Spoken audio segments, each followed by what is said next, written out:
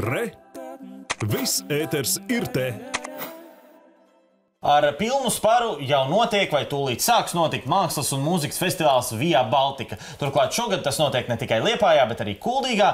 Un vairāk mums pastāstīs festivāla rīkotāja Dace Gluķe. Labrīt! Labrīt! Paldies, ka esat mūsu studijā. Es tur tā maisījos mazliet ar to notiek vai tūlīt sāks notikt. Bet tas ir tāpēc, vai ne, ka festivāls būtībā oficiāli sākās jau jūlija beigās? Jā, viņš jau notiek jūlija beigās. Mēs atklājām pirmo izstādi Liepājas muzeja filiālē Liepāju okupācijas režīmos, kas ir Baltijas ceļam veltīta vēsturiska atcere, vēsturiska izstāde, ko ik viens, kurš brauc uz Liepāju, var ieiet apskatīties. Un tūlīt jau pirmais koncerts. Jā, un ir arī otra izstāde. Otra izstāde šobrīd ir apskatāma Promenade Hotel Hika Spīķera terasē. Pie mums viesojas ar saviem darbiem divas lietuviešu mākslinieces, Neringa Žukauskaite un Kristīna Norvilaite, ar savām līnu griezuma tehnikā veidotajām ļoti interesantām un arī muzikālām grafikām. Atgādināsim skatītājiem, lūdzu, kā radās šis festivāls? Festivāls šogad notiek 6. reizi, un ja mēs atceramies par to, kā radās, tad pirms 6 gadiem vasarā Liepājā mūzikas dzīve nebija tik pārbagāta visādiem notikumiem kā šobrīd, un toreiz kultūras pārvaldes vadītāja jautāja, vai es nevarētu kaut ko tajā augusta mēnesī, kad galīgi nekas vairs nenotiek, izdomāt. Un tad Un jūs izdomājāt? Jā, mēs izdomājām, jā.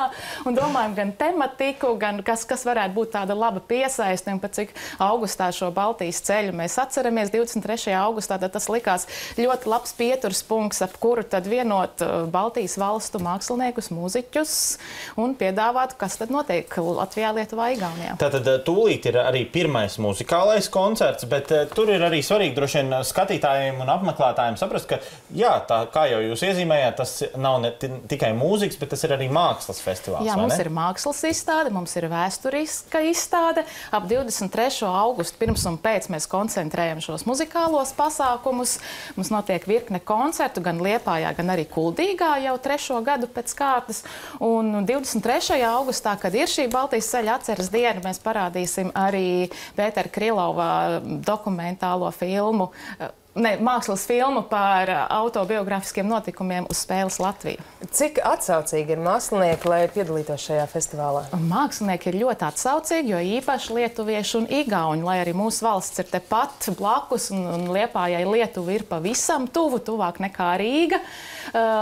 Mēs bieži lietuviešu un igauņu mākslinieks pie sevis nedzirdam, un viņi paši ir ārkārtīgi gandarīgi, ka viņi var atbraukt. Arī abas mākslinieces, kuru izstāde ir apskatām Liepājā, viņas ir ar saviem darbiem bijušas izstādītas visur pasaulē, bet, saka, Latvijā mēs esam pirmo reizi.